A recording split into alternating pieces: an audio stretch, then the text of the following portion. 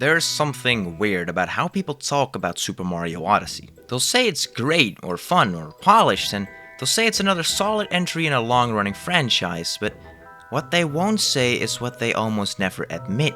It's that Mario Odyssey might actually be the best Mario game ever made. No, not because it's newer, not because it's shinier, but because it redefines what a Mario game even is, quietly, confidently, and completely. And most people never really saw it happen, because it doesn't announce itself, it doesn't yell about its genius, it just hands you the controller and tells you to move in whatever direction you want.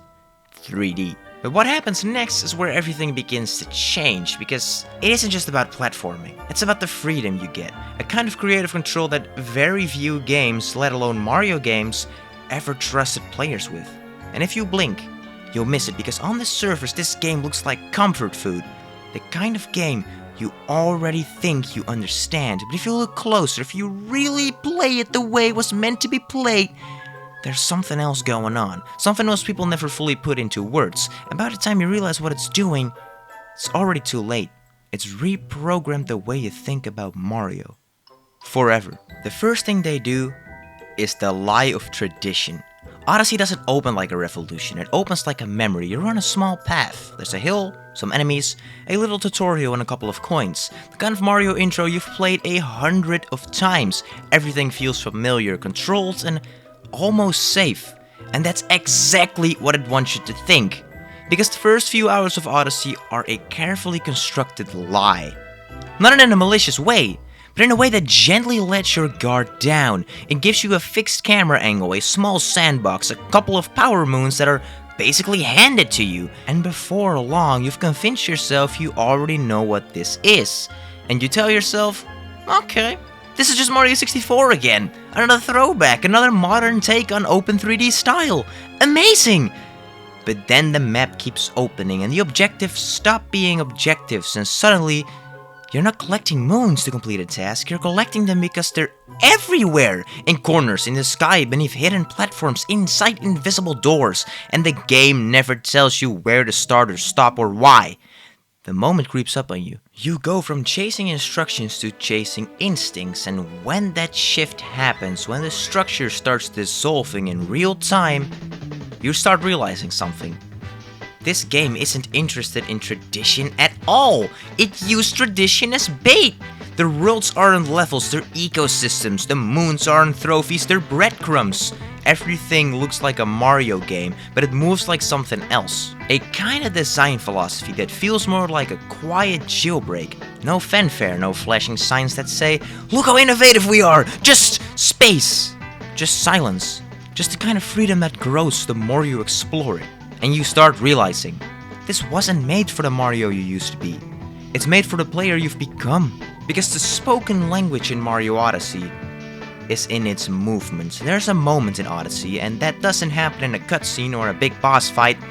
It happens in your hands. You're trying to reach a rooftop that looks just barely too high. Maybe you don't even think it's intentional, but you try it anyway. You long jump, toss Cappy, dive onto him, bounce off the head mid-air, do a mid-spin, and land right on the ledge. No fanfare, no tutorial, no achievement unlocked. You just did it. Because you knew you could. And in that second, the game changes. Because what Odyssey gives you isn't just Mario with a few new tricks. It gives you a whole toolset, a complete kinetic language. One where every move, every flip, every bounce, every throw, every dive, cancel and combo can chain into something that wasn't planned for. It wasn't planned for anything. The designers never even expected this. And more importantly, they let you do it anyway. This is not normal. Most platformers, hell most Mario games, constrain movement to protect design. They want to keep you inside the box. They want to make sure you complete a level the right way. But Odyssey builds the box, and then hands you the tools to smash right through the box. There's no right way to reach anything, no strict route, just possibilities stacked on top of possibilities. And the best part of it all, the more you play, the more fluent you get, until suddenly You're thinking in movements. You're not reacting anymore. You're improvising on every damn little thing you see. You see two buildings and instinctively throw your head, and before you even map the jump, you scale a wall, not because the game told you to, but because your brain has rewired itself to see opportunity in every surface. This is the kind of design that doesn't hold your hand.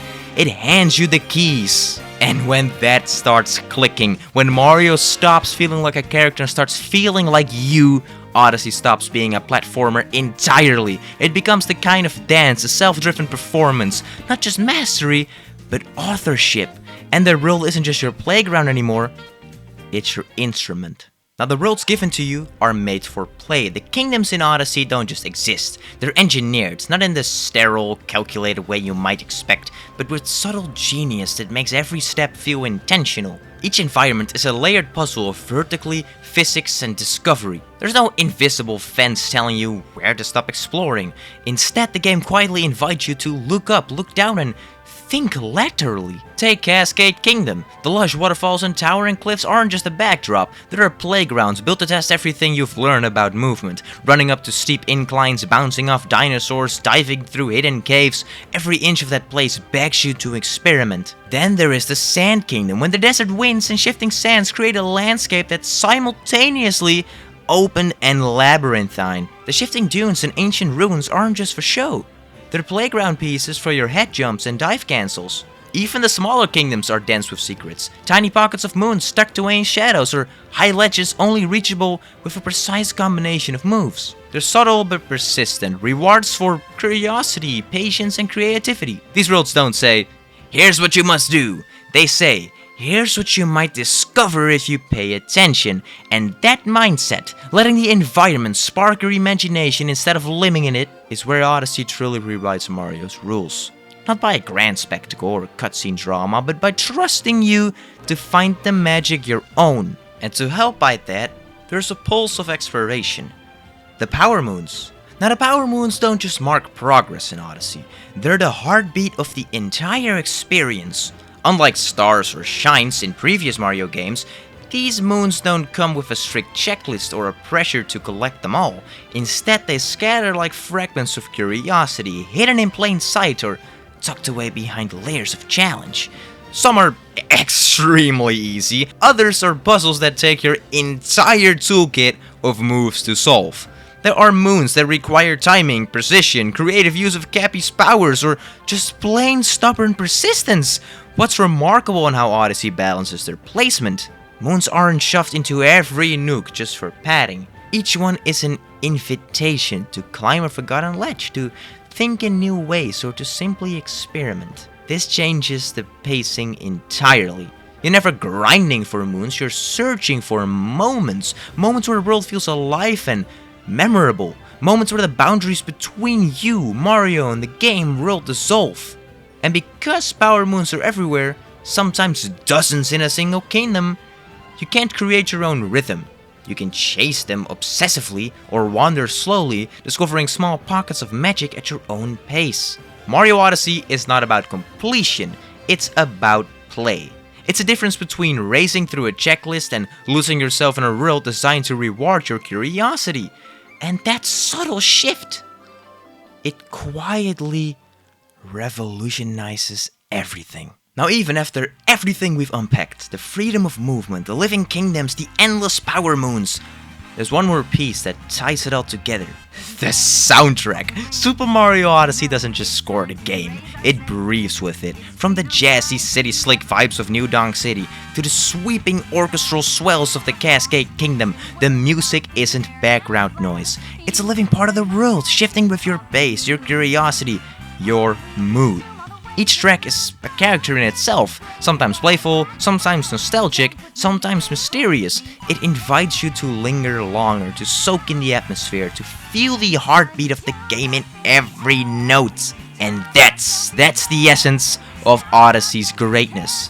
It's not just in the game you play, it's in the game you live. It invites you to explore without pressure, to create your own stories, to discover your own rhythms. It trusts you to write the script with every jump, every hat throw, and every secret uncovered.